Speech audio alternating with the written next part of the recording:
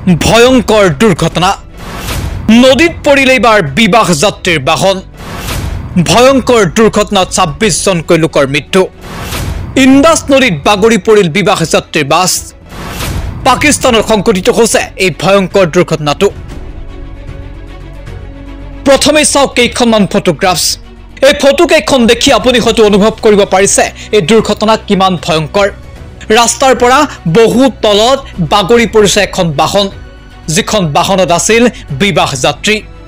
যাত্ৰী কঢ়িয়াই নিয়া এই বাহনখন পথৰ পৰা কেইবা ফুট তলত বাগৰি পৰে আৰু বাগৰি পৰে ইন্দাস নামৰ এই বিশেষ নদীখনত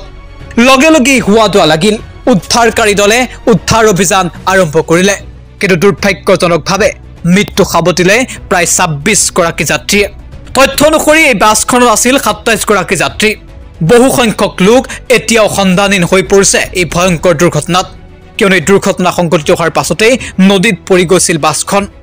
শেহতীয়া তথ্য অনুসৰি প্ৰায় 13 জনকৈ লোকৰ মৃতদেহ উদ্ধাৰ কৰা হৈছে কিন্তু বহু সংখ্যক লোক এতিয়াও সন্ধানহীন হৈ পৰিছে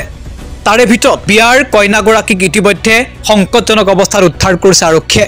আৰু তেওঁক ভৰ্তি কৰা হৈছে চিকিৎসালয়ত